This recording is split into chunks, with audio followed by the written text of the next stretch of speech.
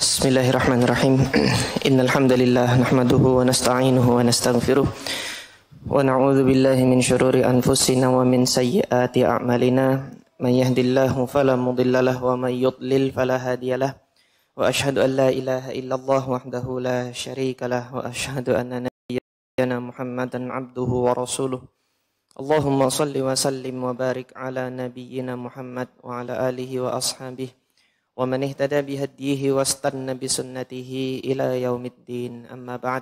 Alhamdulillah, jamaah sekalian yang dirahmati oleh Allah Subhanahu wa taala, pada pertemuan sebelumnya melalui kajian online kita sudah membahas salah satu episode atau peristiwa yang terjadi pada pertempuran Badar, yaitu peristiwa tentang gugurnya, wafatnya, binasahnya Taghiyatul Ummah yang Nabi SAW sebutkan sebagai Fir'aun hadhil ummah, Fir'aun pada saat itu, yaitu Abu Jahal, terbunuhnya Abu Jahal.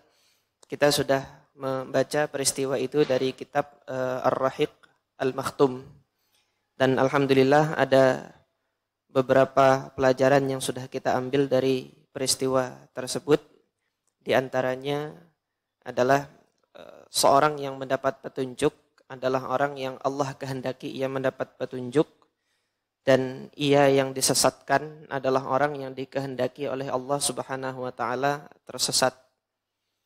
Di sini kita bisa melihat Abu Jahal adalah orang yang memang Allah Subhanahu wa taala kehendaki untuk sesat hingga akhir hayatnya masih tetap di atas kekufuran. Padahal kita lihat kemarin ketika Abu Jahal itu sudah terpojok, sudah nggak bisa bangun, sudah tidak bisa apa-apa, masih sempat-sempatnya menyombongkan diri. Hingga ia mengatakan bahwasanya kehinaan itu kalau dia dibunuh oleh anak-anak petani. Dan ia merasa bangga kalau yang membunuhnya itu adalah bagian dari kaumnya sendiri. Oleh karena itu Abdullah bin Mas'ud lah yang mengakhiri hidupnya Abu Jahal.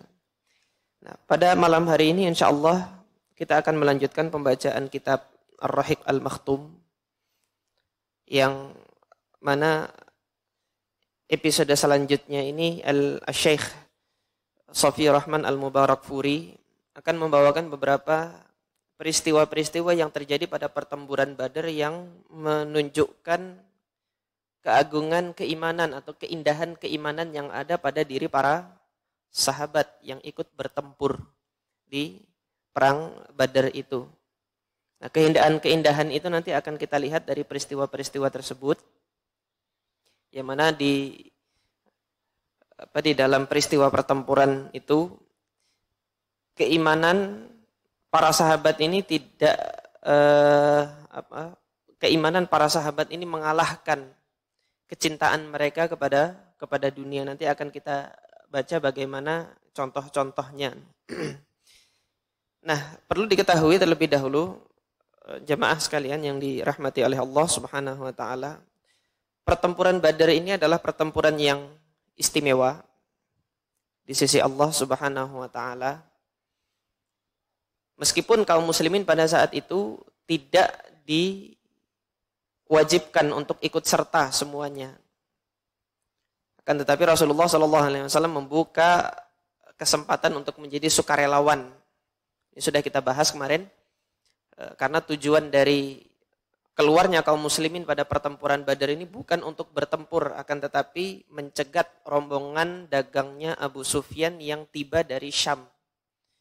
Pencegatan ini sudah kita bahas juga kemarin, bukan dalam arti bahwasanya agama Islam ini mengajarkan perampokan di tengah jalan. Tapi tidak, ini adalah satu wujud pembalasan tekanan yang dilakukan oleh kaum muslimin atas tekanan yang dilakukan oleh orang-orang kafir Quraisy sebelumnya selama 13 tahun. Dan kalau mau lihat sebab dari pertempuran Badar ini, melihatnya jangan di satu peristiwa itu, tapi melihat jauh ke belakang, mulai dari Nabi SAW berdakwah secara terang-terangan di Mekah. Dan sampai hijrahnya pun kaum muslimin masih tetap mendapatkan tekanan. Maka pada kesempatan pertempuran Badar ini, Allah mengizinkan kaum muslimin untuk membalas serangan dengan tujuan apa? Kami juga kuat. Enggak selamanya bisa ditindas seperti ini. Kami punya kekuatan. Jadi ini adalah unjuk kekuatan bahwasanya kaum muslimin bisa melakukan sebagaimana yang mereka lakukan terhadap mereka. Hingga enggak ada alasan nanti bagi siapa? Bagi orang-orang kafir itu untuk terus membuli. Bahasa sekarang kan membuli. Menjadikan kaum muslimin itu bulan-bulanan. Dan ini terwujud dari ucapannya Sa'ad bin Mu'adz. Nanti akan kita baca cerita beliau dengan Umayyah bin Khalaf. Ketika Sa'ad bin Mu'adz mengatakan kepada Abu Jahal, ketika beliau umroh oleh Abu Jahal, kok bisa kamu masuk di Masjidil Haram ini dan tawaf dengan aman gitu loh. Kalau bukan karena jaminan keamanan atau suaka yang diberikan oleh Umayyah bin Khalaf, kamu sudah saya bunuh dan tidak akan keluar dari Mekah ini dengan selamat.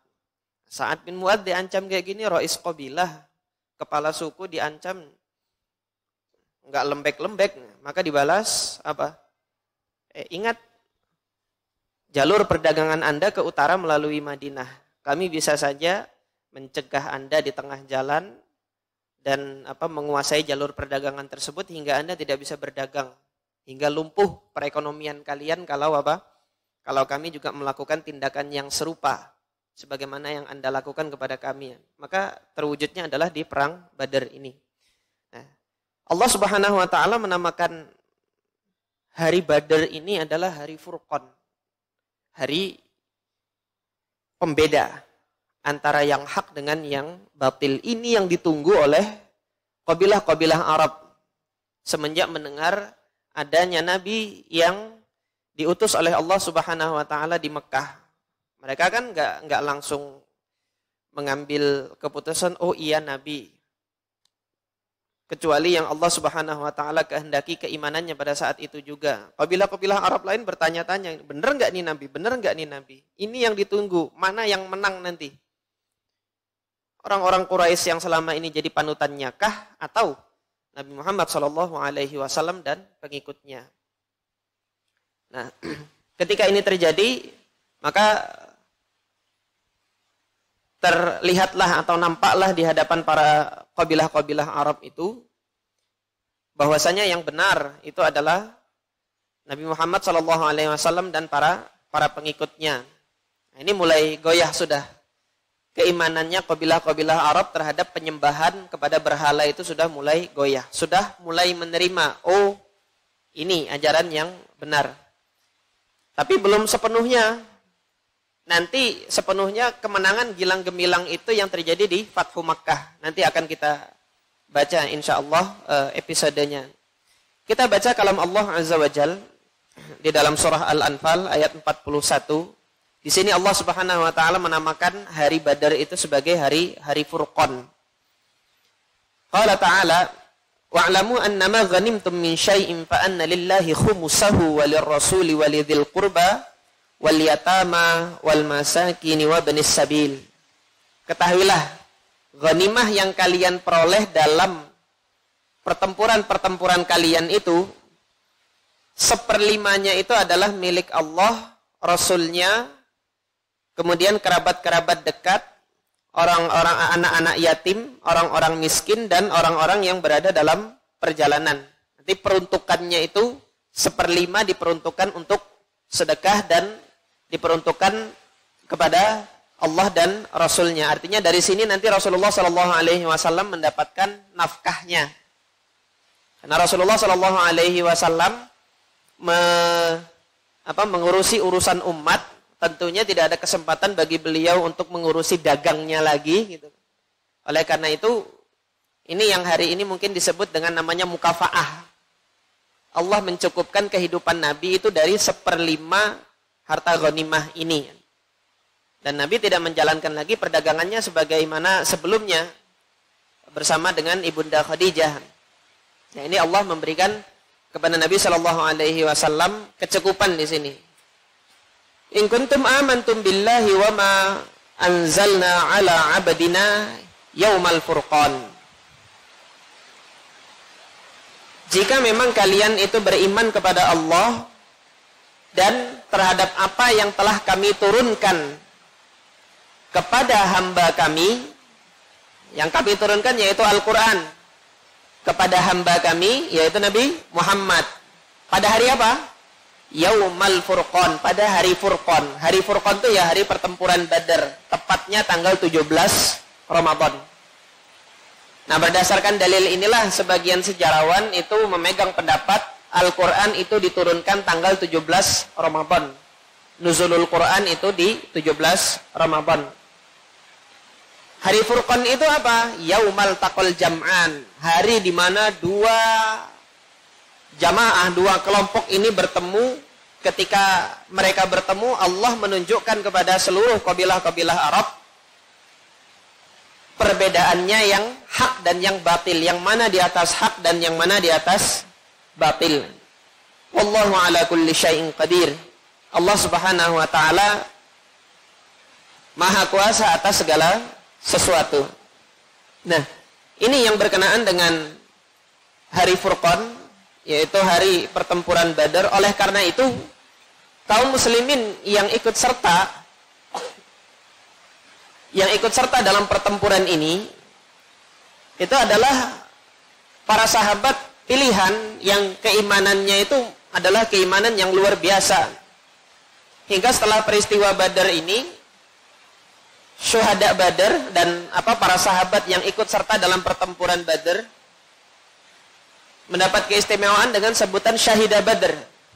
Innar rajul syahida Badar. Orang ini telah ikut dalam pertempuran Badar.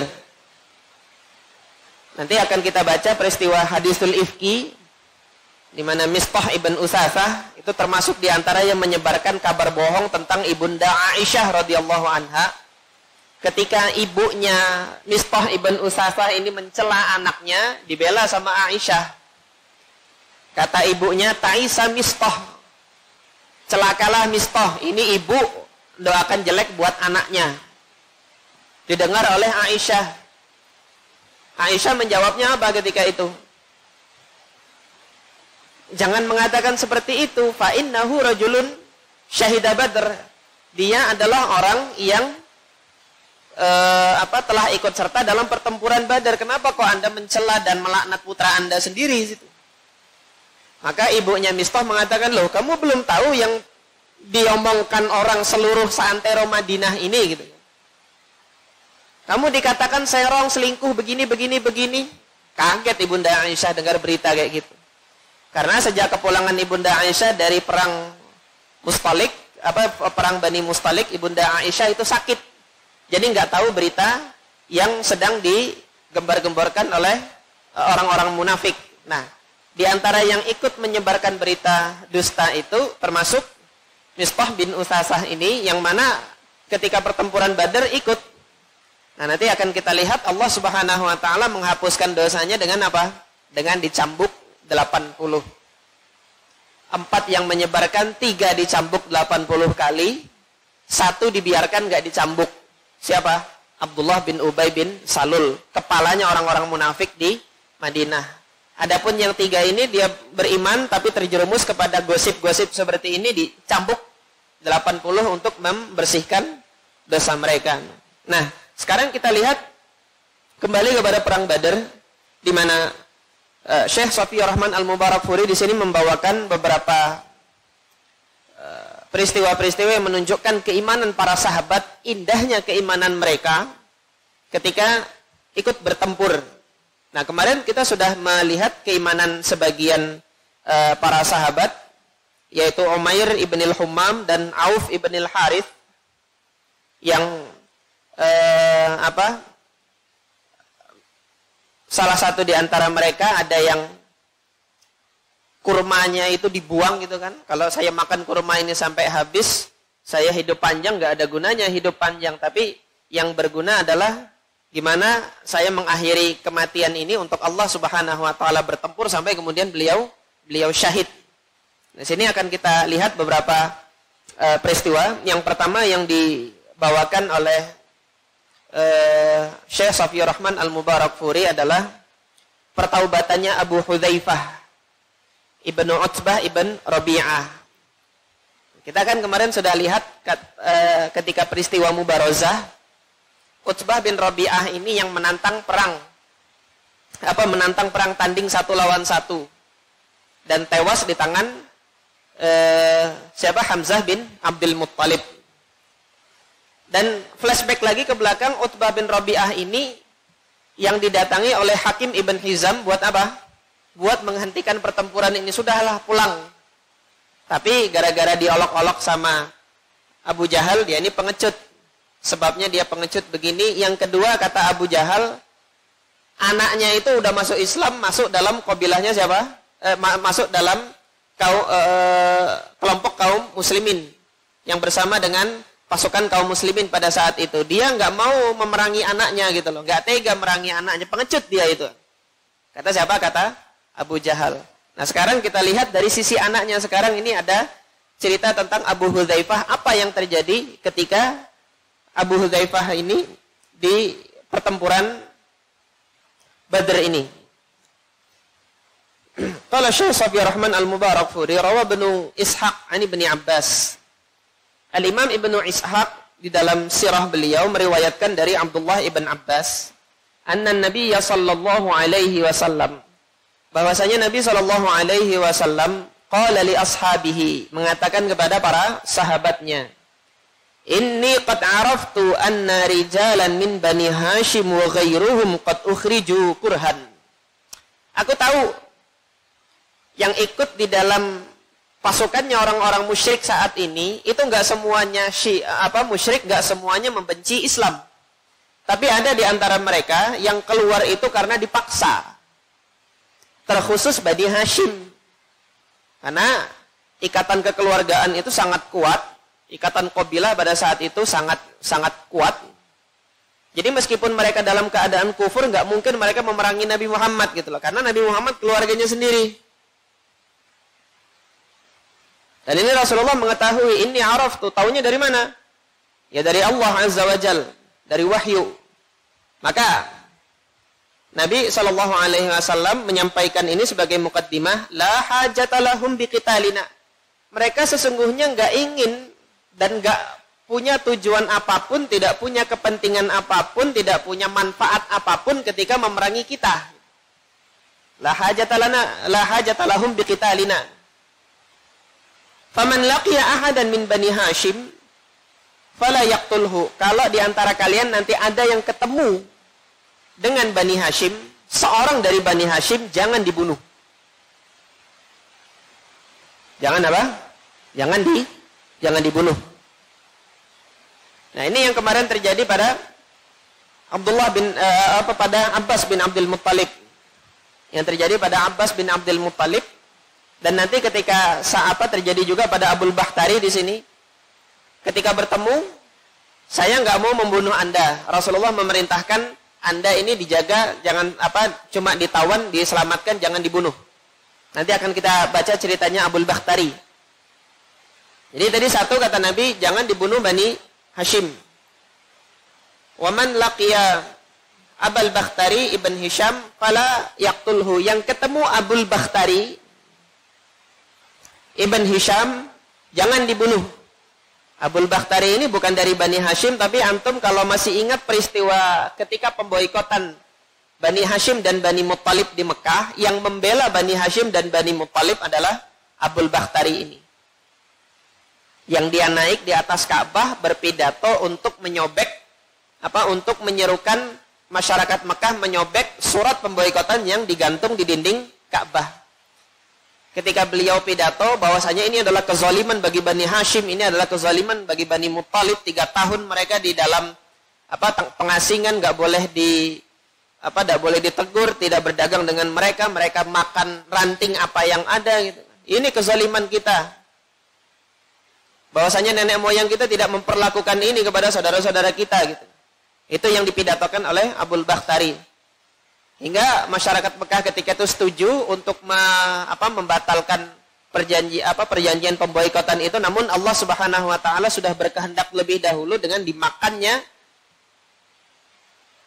surat pemboikotan yang digantung itu udah dimakan rayap pada malam hari itu.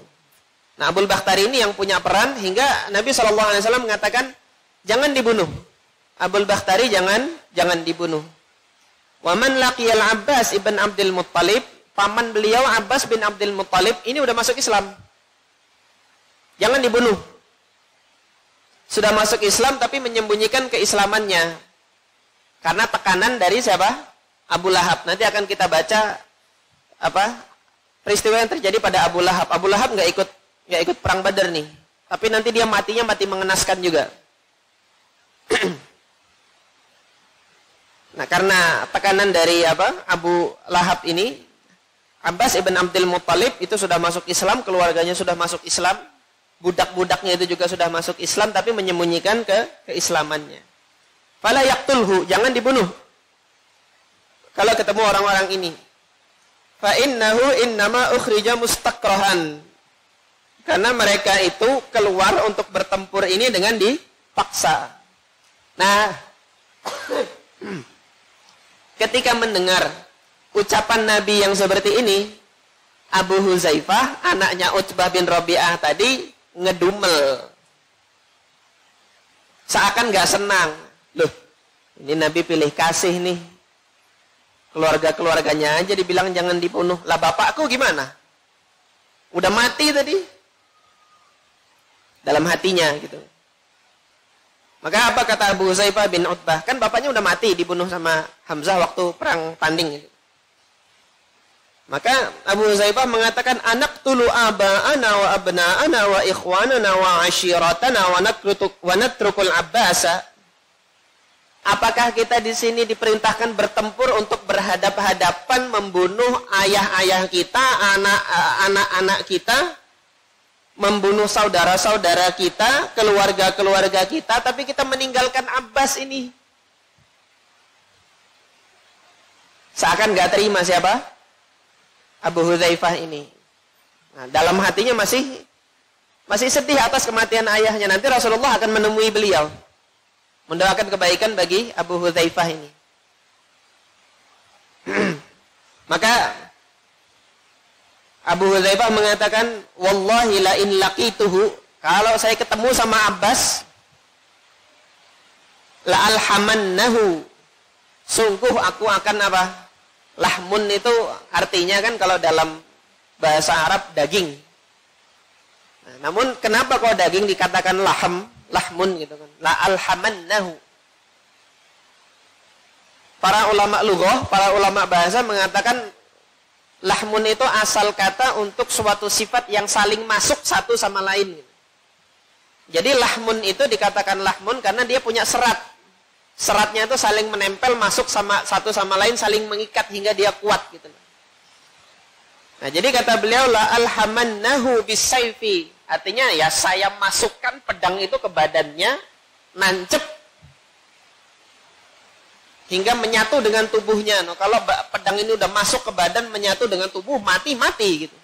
Akan saya perbuat seperti itu kepada Abbas bin Abdul Muttalib. Nah, ini beliau masih dikuasai emosinya. Karena beliau sudah masuk Islam nih kan. Ada di kubunya Rasulullah. Nah, dalam riwayat lain disebutkan aula al-jamannahu, atau dilijam. Lijam itu tali kekang. Tali kekang yang menutup mulut kuda ketika dikendarakan. Nah, maksudnya di sini apa? Kalau dengan pedang ya berarti mulutnya itu dihajar gini hingga kemudian bungkam, nggak bisa berbicara apa-apa. Perkataan ini fabalagat Rasulullah, sampai ke Rasulullah sallallahu alaihi wasallam. Maka Rasulullah mendengar perkataan ini marah atau enggak marah? Rasulullah curhat sama Umar bin Khattab radhiyallahu anhu. Ya Aba Hafs, wahai Abu Hafs, ayudrabu wajhu ammi Rasulillah bisayf. Apakah paman Nabi nanti akan dihajar wajahnya itu dengan pedang gitu kan. Rasulullah cuma berkata seperti ini. Dan Rasulullah SAW gak mencela Abu Hudzaifah, tidak mengatakan Abu Hudzaifah munafik dan lain sebagainya gitu. Kenapa? Rasulullah mengerti Abu Hudzaifah sedang bersedih, ayahnya tadi baru meninggal gitu loh. Tapi kekuatan keimanannya itu menjadikan dia masih tetap pada posisi bersama dengan Nabi SAW. Tapi secara manusiawi siapa sih yang senang kalau anggota keluarganya itu mati dalam keadaan kufur? Tentunya dia bersedih. Rasulullah masih memahami hal itu, maka Rasulullah hanya bisa curhat saja kepada Umar bin Khattab. Apakah wajahnya paman Nabi nanti akan dibeginikan gitu kan? Yang marah siapa? Umar bin Khattab marah. Rasulullah menyayangkan, kecewa, curhat. Belum marah. Umar bin Khattab yang marah. Ya Rasulullah, wahai Rasulullah, saya minta izin. Da'ni, biarkan saya. Fala adribu unuqahu bisayf. Saya penggal kepalanya sekarang dengan apa? Dengan pedang ini. Fa wallahi laqad nafaq. Demi Allah ini udah munafik kayak gini. Umar yang marah. Tapi jangan. Nah, setelah itu apa yang terjadi pada Abu Hudzaifah? Fakana Abu Hudzaifah yaqul, ma ana bi aminin min tilkal kalimah allati qultu yauma idzin. Habis ngomong keceplosan kayak gitu, Abu Hudzaifah mengaku di dalam dirinya dan menyesal gitu loh. Artinya itu luapan emosi sementara gitu loh. Luapan kesedihan sementara yang tidak bangkit dari apa? Dari relung hatinya yang paling dalam. Relung hatinya paling dalam, beliau iman kepada Allah dan Rasulnya gitu. Kesedihan yang lewat ini seakan mengikis keimanannya yang ada hingga keceplosan ngomong kayak gitu. Maka beliau mengatakan, aku nggak pernah merasa aman semenjak aku mengatakan kalimat itu di hari itu. Wala azalu minha khaifan. Saya masih takut akan azab Allah Azza wa Jal, karena membuat hati Nabi SAW kecewa. Saya masih takut. Illa an tukaffiraha anni asyhadatu. Kecuali nanti kesyahidan, gugur di medan perang, itu nanti akan menghapuskan ini. Artinya beliau meyakini apa? Kesalahanku hari itu mengucapkan kata-kata yang demikian, hingga hati Nabi SAW itu sakit, kecewa gitu. Dalam pandangannya Abu Hudzaifah tidak ada lain penebusnya itu kecuali aku syahid di satu medan pertempuran, entah pertempuran apa itu. Maka alhamdulillah keinginan beliau, keinginan Abu Hudzaifah radhiyallahu an untuk mati syahid di medan perang agar dosanya itu ditebus karena pernah menyakiti hati Nabi SAW itu, Allah kabulkan pada pertempuran Yamamah. Yaitu pertempuran nanti di masa Sayyidina Abu Bakar As-Siddiq radhiyallahu an untuk memerangi orang-orang murtad yang dipimpin oleh Nabi palsu Musailamah Al-Kadzab. Nanti di pertempuran Yamamah beliau syahid radhiyallahu an. Nah, ini yang menunjukkan keindahan keimanan yang ada pada dirinya Abu Hudzaifah radhiyallahu an. Ayahnya Rasul kufar. Pemimpinnya orang-orang kafir, tapi beliau masuk Islam alhamdulillah, dan keislamannya indah. Keimanannya indah. Kemudian apa yang terjadi pada Abul Bakhtari tadi kan? Yang satu lagi kata Rasulullah, jangan bunuh Abul Bakhtari. Sudah kita ketahui tadi Abul Bakhtari dilarang dibunuh karena beliaulah yang punya peran untuk membela kaum muslimin Bani Hashim dan Bani Muttalib dari pemboikotan yang terjadi di Mekah kemarin. Nah, namun yang yang terjadi di sini Abul Bakhtari ternyata dibunuh dan mati dalam keadaan kafir. Apa yang terjadi? Yang terjadi pada saat itu adalah apa? Ketika sudah bertemu, sesuai dengan pesan Nabi SAW, Allah takdirkan yang ketemu sama Abul Bakhtari ini namanya adalah Al-Mujadzar ibn Ziyad Al-Balawi, salah seorang sahabat Nabi SAW. Al-Mujadzar ini adalah laqab atau gelar. Konon nama beliau adalah Abdullah, tapi para ulama rijal itu masih berbeda pendapat tentang namanya, dan beliau lebih dikenal dengan sebutan Al-Mujadzar. Al-Mujadzar ini gelar atau laqab. Diberikan gelar laqab Mujadzar ini karena emang badannya gede gitu loh. Ghalidh. Perawakannya itu besar gitu. Hingga disebut Mujadzar. Ketika dalam pertempuran bertemu dengan Abul Bakhtari. Abul Bakhtari ini ketika bertempur dia punya teman satu, CS-an. Ya bisa dikatakan teman sehidup semati. Ketika bertempur nggak berpisah berdua ini. Pokoknya temannya diserang dia bela, diserang dibela sama temannya. Begini dia berdua berpasangan ketika bertempur.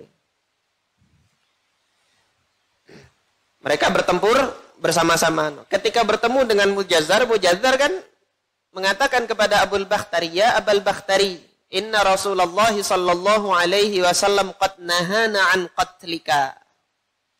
Wahai Abul Bakhtari, ketika kami belum memulai pertempuran, Rasulullah berpesan, kalau ketemu Anda itu jangan dibunuh. Udah, Anda saya tangkap. Ditawan. Kan dalam perang itu kalau nggak dibunuh, ditawan. Kalau nggak dibunuh, ditawan. Saya mau tawan Anda. Nah, kata Abul Bakhtari, wazamili, temanku ini gimana? Itu nggak ada lisensi dari Nabi gitu loh. Yang dikasih lisensi buat nggak dibunuh cuma ente. Teman Anda nggak ada. Kalau dia ngelawan saya hajar. Saya bunuh juga ini. Kalau Anda enggak gitu. Tapi apa? Kata Abul Bakhtari, wallahi idan la'amutanna ana wa huwa jami'an. Kalau begitu, biarkan saya mati sama dia. Pilihannya siapa? Pilihannya Abul Bakhtari sendiri. Kalau teman saya ini enggak dijamin juga, hidupnya enggak dibunuh juga gitu kan. Nah, kata Mujadzar tadi, la wallahi, demi Allah tidak. Ma nahnu bitariki zamilik. Kalau temanmu ini kita enggak akan meninggalkannya, tetap akan kita kejar, kita bunuh gitu. Karena enggak ada lisensi dari Nabi, yang dikasih lisensi cuma antum gitu. Kalau begitu kata Abul Bakhtari, idzan la amutanna ana wa huwa jami'a. Kalau begitu saya dan dia mati saja gitu. Tsummak tatalah, kemudian dilanjutkan pertempuran berdua itu. Fattarral Mujadzar ila qatlihi, maka terpaksa Mujadzar ini membunuhnya karena diserang. Serang berdua tuh. Tapi dia gede kan? Maka terpaksa untuk membunuhnya. Terbunuhlah siapa? Abul Bakhtari. Maka ini yang Allah Subhanahu wa taala takdirkan bagi beliau, enggak ada yang bisa melawan takdir Allah. Rasulullah sallallahu alaihi wasallam sudah berupaya. Apa yang ada di hadapan Nabi sallallahu alaihi wasallam, orang ini pantas dapat pengampunan. Dia adalah seorang kafir yang enggak boleh dibunuh. Dari sini kita ambil pelajaran apa? Kafir itu ada dua. Yang dibunuh dan yang tidak dibunuh. Yang boleh dibunuh dan haram untuk dibunuh. Di sini Abul Bakhtari, orang kafir yang tidak memusuhi Islam, itu nggak boleh dibunuh. Nggak boleh dicelakain. Ini dalilnya. Ketegasannya ada di dalam Al-Quran. Antum silahkan nanti dibuka surah Al-Mumtahanah ayat 8. La yanhakumullahu 'anil ladzina lam yuqatilukum fid din. Allah tidak melarang kalian terhadap orang-orang kafir yang tidak menyerang kalian. Walam yukhrijukum min diyarikum, tidak mengusir kalian dari negeri kalian. antabarruhum wa tuqsitu ilaihim, untuk kalian melakukan perbuatan baik terhadap mereka dan kalian berlaku adil kepada mereka. Wallahu yuhibbul muqsitin, dan Allah mencintai orang-orang yang berlaku adil. Ini yang Allah Subhanahu wa taala gariskan di dalam agamanya ini. Maka tidak dibenarkan tanpa alasan tahu-tahu ketemu orang kafir dibacok gitu. Loh, hari ini gimana Ustaz? Boikot itu Ustaz? Ini Nabi kita diserang. Jangan diem aja. Bukan aku kan? Ini live lagi nih. Alhamdulillah bukan aku kan. Danon. Kata perkembangan beritanya gimana? Udah minta maaf belum tuh? Presidennya. Perang yang dilakukan perang ekonomi saat ini. Gak usah apa? Gak usah beli produk mereka, gak usah konsumsi produk mereka. Ekonominya mati. Kaum muslimin untuk mematikan ekonomi kafir itu gimana sih? Sedekah. Sedekahan. 1, sedekah, kemudian 2, jangan cinta dunia itu. Mati ekonomi kafir itu. Nah, yang menjadikan ekonomi kafir itu hidup terus kenapa? Kita masih nggak bisa lepas dari dunia. Masih ada keinginan dunia.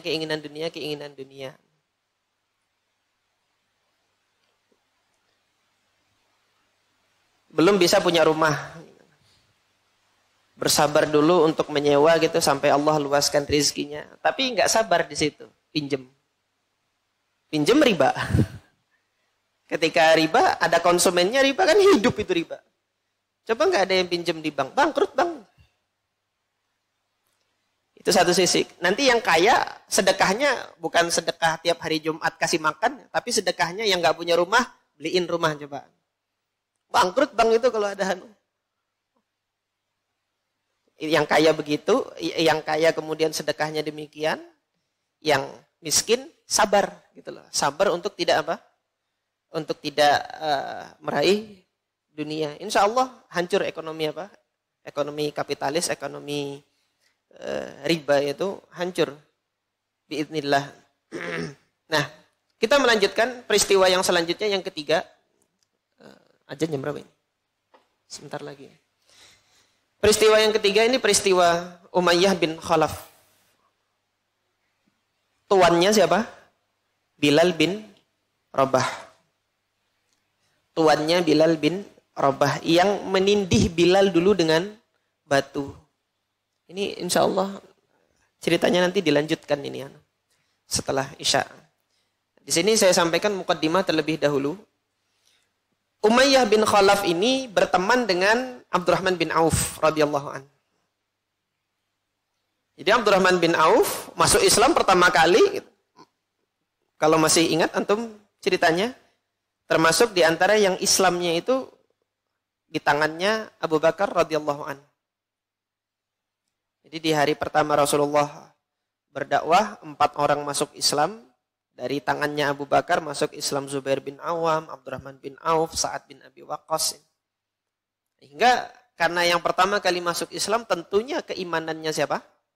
Keimanannya Abdurrahman ibn Auf ini radhiyallahu an adalah keimanan yang kuat. Namun di masa jahiliyah beliau CS-an, temenan sama Umayyah bin Khalaf. Karena Abdurrahman ibn Auf wa Umayyah ibn Khalaf sadiqaini fil jahiliyati bi Makkah. Temenan ini. Jadi saking temenannya itu setelah nanti hijrah gitu kan. Umayyah bin Khalaf itu punya aset di Madinah. Abdurrahman bin Auf juga punya aset di Mekah. Bisnismen dua-duanya. Saudagar kaya. Makanya Umayyah punya budak tuh Bilal tadi tuh. Abdurrahman bin Auf juga orang kaya. Hijrah ke Madinah, hartanya kan ditinggal di Mekah. Sampai di Madinah, tidak punya apa-apa. Sama saudaranya yang dipersaudarakan oleh Nabi SAW ditawarin apa?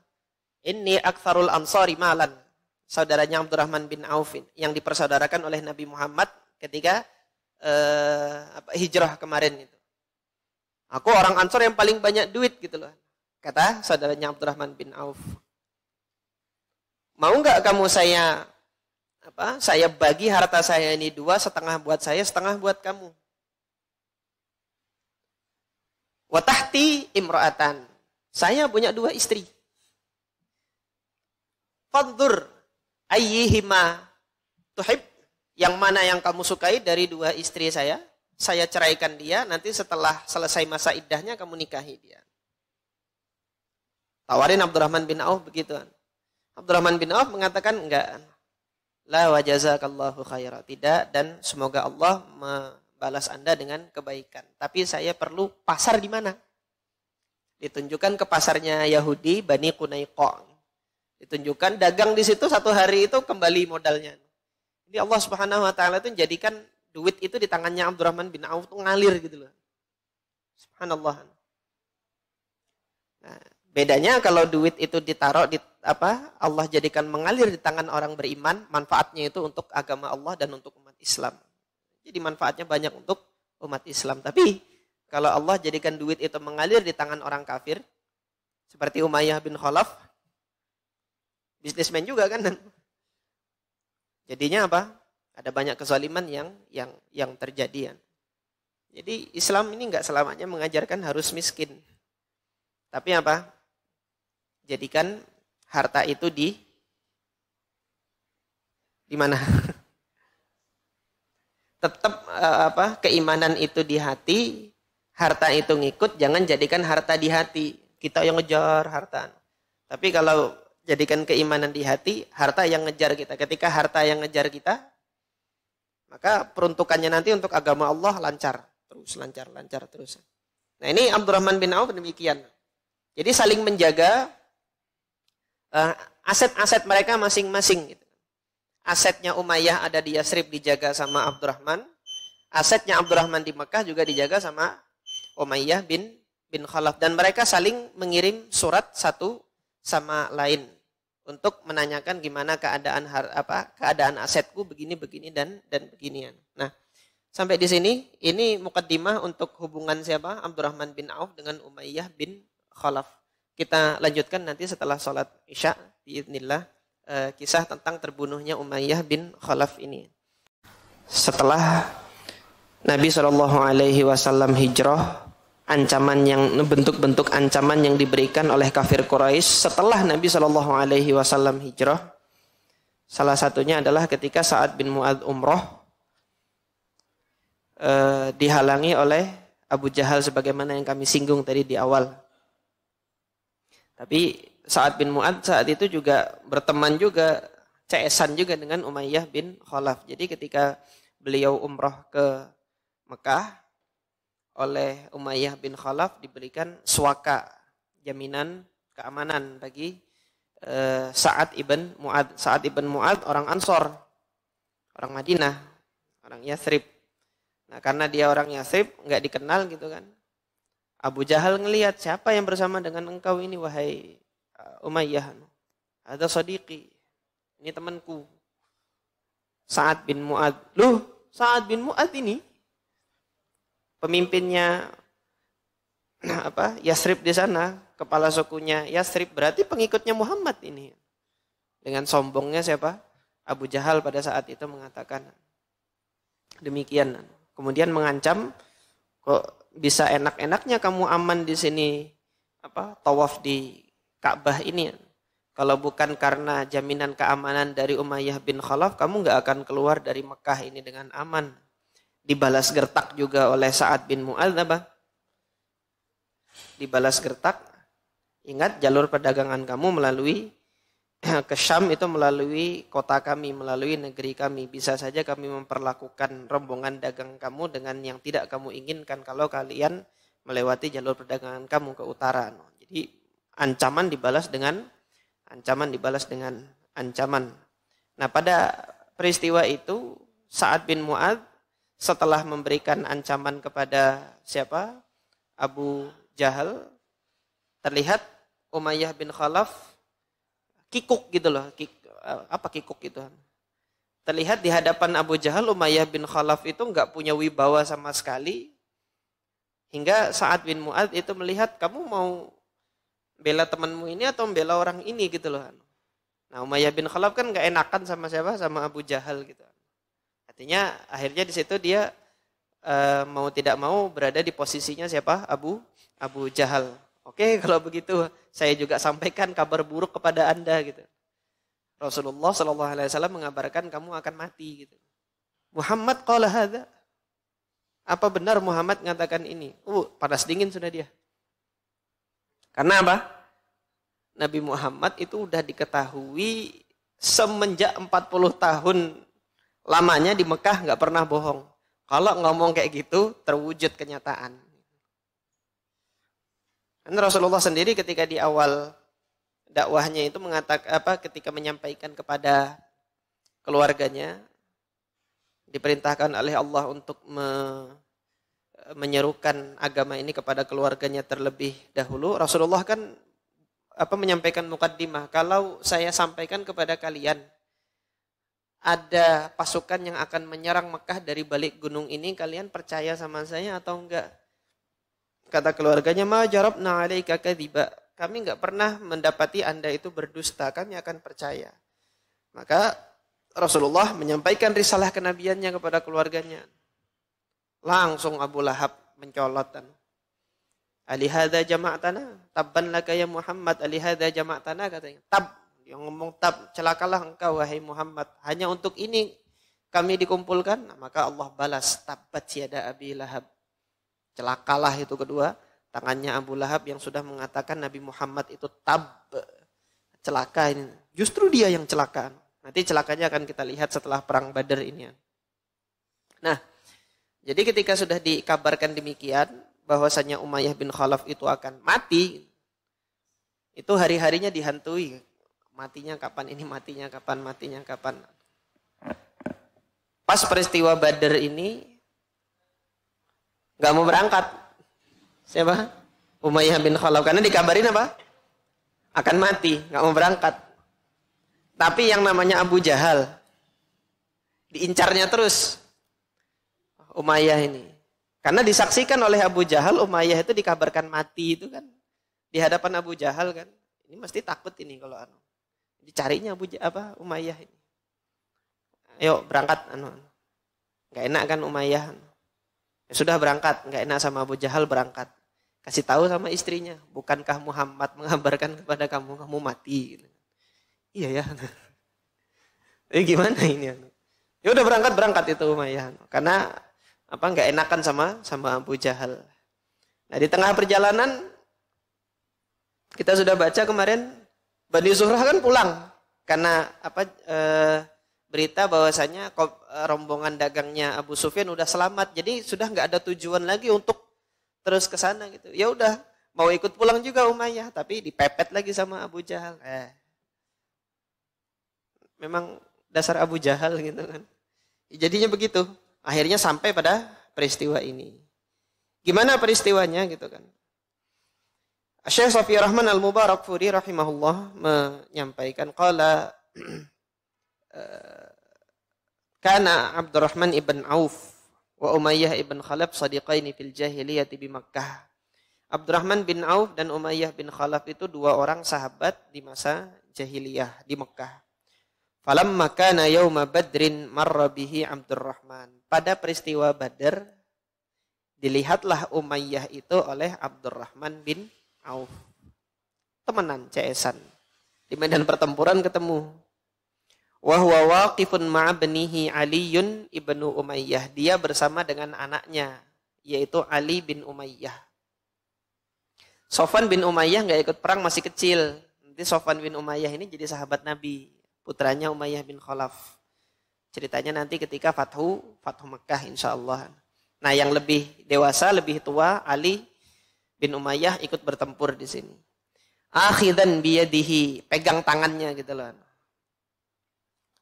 Artinya bergandengan tangan dengan anaknya, dilindungi sama anaknya ketika bertempur ini. Wa ma'a Abdurrahman adra'un qad istalabaha. Abdurrahman bin Auf ini lagi ngapain? ngumpulin dira' itu baju-baju besi.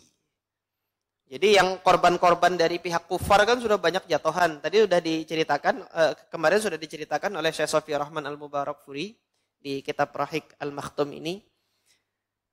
Berbalik keadaan kan. Serangan dari kaum muslimin itu kencang. Akhirnya banyak yang mati kan. Ketika banyak yang mati, Abdurrahman bin Auf mungutin nih baju-baju besi nih, buat ghanimah. Dijadikan ghanimah harta rampasan. Dijual lumayan. Pungutin siapa? Sama Abdurrahman bin Auf. Wa ma Abdurrahman adra'un qad istalabaha wa huwa yahmiluha. Bawanya berat tuh. Berat baju besi yang dibawa. Falamma ra'ahu, ketika melihat Abdurrahman lagi sibuk bawa baju besinya itu yang telah diambilnya dari musuhnya yang dia bunuh.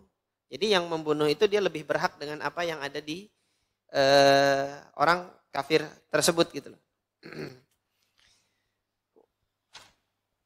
Falamma ra'ahu qala hal laka fiyya. Ditawarin sama Umayyah. Kamu mau saya enggak? Maksudnya apa? Tawanan. Kalau dia tawan, Umayyah ini kan saudagar.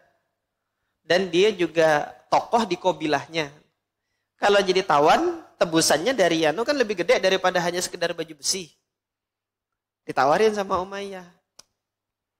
Ambil saya aja. Fa ana khairun min hadhil adra' allati ma'ak. Saya lebih baik daripada baju besi yang ente kumpulin. Itu dijual berapa itu? Tapi kalau ente tangkap ana gitu kan. Jadiin tawanan, ana ditebus, duit ente banyak gitu loh. Lebih baik gitu. Nah, fa ana khairun min hadhil adra' allati ma'ak ma ra'aitaka al-yawmi qattu. Yang Anda lihat di hari ini saya justru lebih baik. Amalakum hajatun fil laban, kamu enggak mau susu? Kan ditebus nanti pakai unta. Kalau dapat unta banyak kan banyak dapat susu. Mau susu enggak ente? Kabilah saya tuh punya harta unta banyak itu. Kalau ente tawan saya.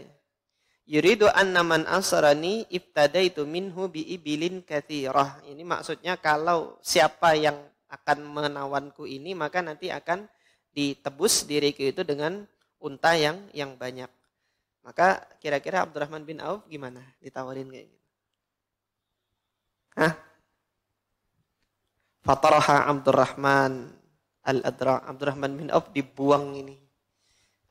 Baju besi. Lebih baik ini.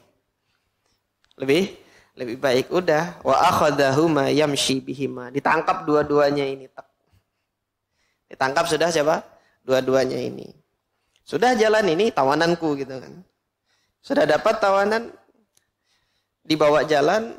Qala Abdurrahman qala li Umayyah ibnu Khalaf wa ana bainahu wa baina binihi. Nah, karena sudah merasa aman si Umayyah bisa ngobrol lah dikit. Ana bainahu wa baina binihi. Saya di tengah. Sini saya tangkap. Itu kan dua-duanya kalau ngelawan bisa tuh. Tapi Umayyah ini tadi masih terngiang-ngiang, ini saya mati.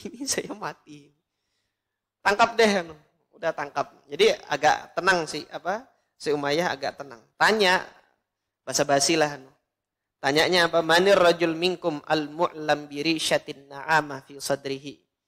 Itu laki-laki yang pakai baju besi, yang mana baju besinya itu ada bulu burung unta di dadanya, itu siapa? Qultu dzaka Hamzah, itu yang namanya Hamzah bin Abdul Muttalib. Qala dzaka alladzi fa'ala bina al-afa'il. Itu orang yang dulu telah berbuat kepada kami dengan perbuatannya. Maksudnya apa? Dulu yang hajar Abu Jahal dulu. Masih ingat kan peristiwanya? Ketika Abu Jahal dihajar sama Hamzah bin Abdul Muttalib gara-gara apa? Ngepruk kepala Nabi pakai batu sampai berdarah. Tahu gitu didatangin, ini mau kelahi sama anak, mau berantemnya sama anak. Jangan keponakan anak digituin. Sembarangan. Rajulun Bani Makhzum berdiri mau menghajar Hamzah gitu kan. Gara-gara dipukul jatuh siapa? Abu Jahal jatuh. Kabilah Bani Makhzum berdiri mau ngeroyok Hamzah. Berdiri aja tuh keroyok. Bani Hashim berdiri juga, ayo tempur kita hari ini tawuran. Hadzal rajul alladzi qad fa'ala bina al-afa'il. Dia yang dahulu melakukan ini dan ini kepada kami. Qala Abdurrahman fa wallahi inni la aquduhuma id ra'ahu Bilalun ma'i. Aku lagi nuntun dia, Bilal ngelihat.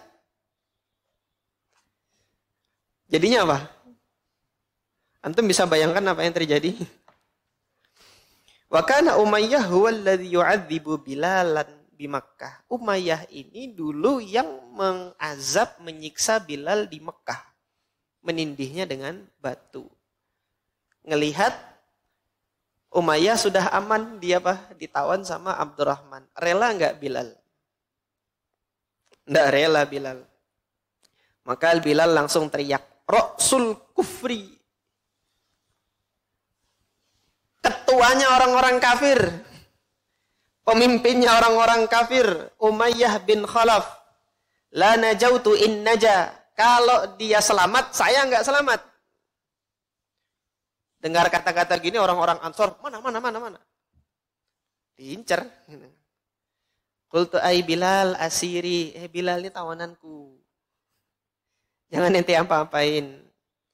Bilal masih mengatakan, la najautu in naja. Aku enggak selamat kalau dia selamat. Qultu, maka Abdurrahman mengatakan, atas ma'u ya benas sauda, wahai putranya orang hitam. Dengar enggak saya ngomong apa ini tawananku gitu. Qala la najautu in naja. Masih diulangi kata-katanya itu oleh Bilal. Aku enggak selamat kalau dia selamat. Summa saraha bi'a'la sautihi ya ansar Allah. Teriak, wahai ansar-ansarnya Allah. Penolong-penolongnya Allah. Rasul kufri Umayyah bin Khalaf. Pemimpinnya orang kafir ini Umayyah bin Khalaf. Aku tidak selamat kalau dia selamat. Qala fa'ahatu bina. Dikepung. Sama orang-orang ansar tadi. Nah, diincar. Abdurrahman masih ngebela, ini tawananku. Jangan diapa-apain gitu kan. Fa'ahatu bina hatta ja'aluna fi mithli al-masakah. Sampai kami ini seperti gelang masakah. Keputar gini kan, keliling mana-mana. Wa ana adubbu anhu, dan saya kata Abdurrahman bin Auf masih ngelindungin siapa? Berdua ini. Repot ngelindungi berdua ini. Ini tawananku, jangan diapa-apain. Tapi ini Rasul kufri. Diincer gitu kan, masih diincer. Qala fa akhlafa rajulun as-saifa. Fa akhlafa rajulun as-saifa fa daraba rajulun ibnahu fawaqa. Akhirnya salah seorang dari yang ngepung tadi berhasil menancapkan pedangnya, memukulkan pedangnya ke anaknya Umayyah, jeblok mati. Jatuhan. Wa saha Umayyah sayhatan ma sami'tu mithlaha qattu. Teriak Umayyah ini yang aku enggak pernah mendengar, dia teriaknya itu histerisnya lebih daripada hari itu kan. Faqultu unju binafsika, sudah selamatin diri ente sendiri, aku enggak bisa nyelamatin. Wala naja abika, enggak ada yang bisa nyelamatin ente. Fa wallahi ma ughni anka syai'a. Demi Allah saya enggak bisa menyelamatkan Anda hari ini. Qala fahabaruhuma bi asyafihim, diserbu dengan pedang-pedangnya gitu kan. Hatta faragu minhuma, sampai mereka selesai. Fakana Abdurrahman yaqul, maka setelah kejadian itu Abdurrahman mengatakan apa? Yarhamullahu Bilalan. Semoga Allah merahmati Bilal. Dhahabat adra'i, baju besiku hilang. Wa faja'ani bi asiri, dan dia menjadikan aku sedih gara-gara tawananku juga mati. Ini yang dikatakan siapa? Abdurrahman bin Auf. Wa fi sahihil Bukhari, dalam riwayatnya Imam Bukhari, anna Abdurrahman ibn Auf qala li Umayyah. Ada versi lain di dalam Sahih Bukhari. Ini tadi versinya Imam Muhammad ibn Ishaq. Jadi diserang, dihajar gitu kan tadi. Versinya di dalam Sahih Bukhari masih ada perjuangan lagi di situ. Abdurrahman mengatakan ubruk, baring ente. Fabaraka, baring. Fa'alqa nafsahu alaihi, maka Abdurrahman bin Auf itu meletakkan badannya itu di atas badannya Muawiyah, ini ngelindungin. Muawiyah sampai siapa? Umayyah tadi rebahan, Abdurrahman bin Auf di atas yang ngelindungin gitu. Jadi kan kalau mau nusuk nggak bisa ketusuk tuh. Ada Abdurrahman ngelindungin gini, mau nusuk nggak bisa ketusuk. Fa'alqa nafsahu alaihi fadrabuhu bisayf min tahtihi. Dia dari atas nggak bisa, dari bawah cucukin gitu loh.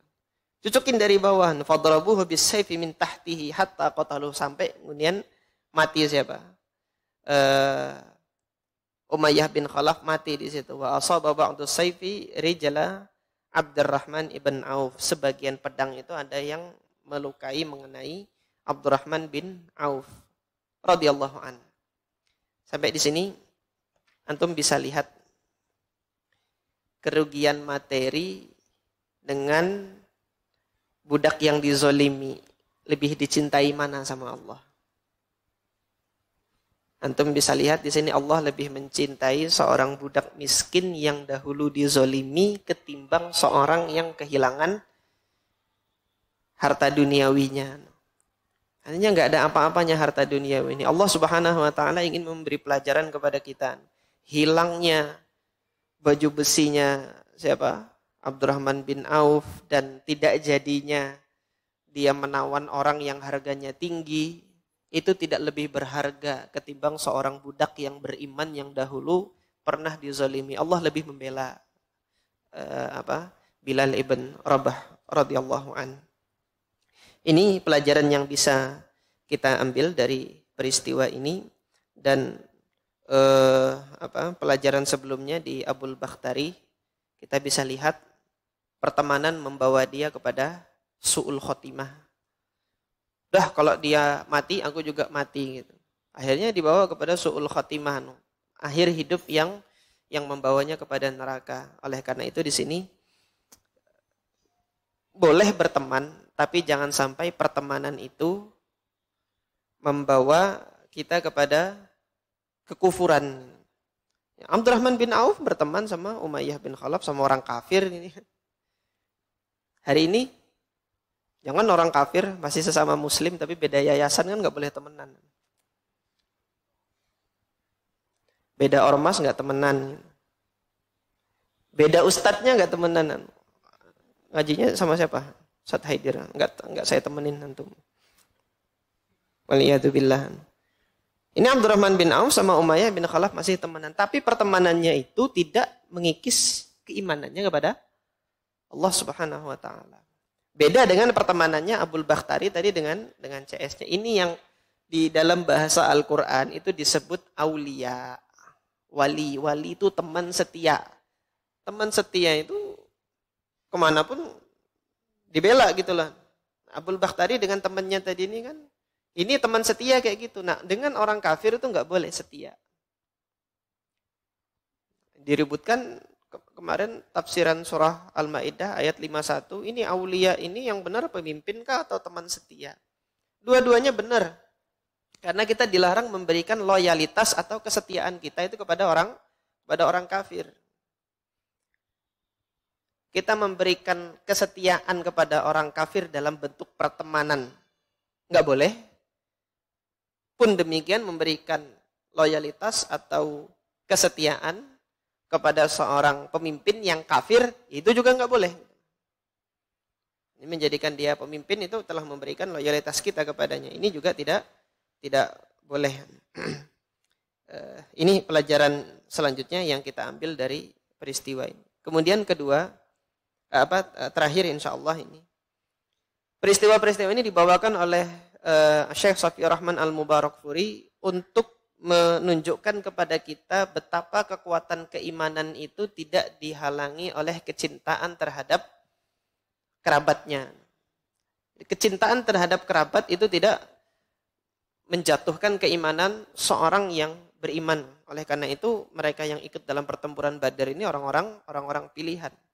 Peristiwa yang pertama tadi, Abu Hudzaifah, dia punya ikatan kecintaan terhadap ayahnya. Kecintaannya kepada ayahnya itu tidak bisa mengalahkan kecintaannya kepada Allah dan Rasulnya, hingga ia masih tetap berdiri di samping Rasulullah SAW bertempur dalam pertempuran Badar. Abdurrahman bin Auf punya ikatan pertemanan, tapi ikatan pertemanannya ini tidak menjadikan beliau itu mengikuti kekufurannya Umayyah bin Khalaf. Nanti akan kita baca setelah ini Umar bin Khattab dengan pamannya juga demikian, Abu Bakar As-Siddiq dengan putranya sendiri Abdurrahman ibn Abi Bakar ketika itu masih kafir. Nanti Abdurrahman ibn Abi Bakar masuk Islam menjelang peristiwa Fathu Makkah. Nanti baru masuk Islam di saat ituan.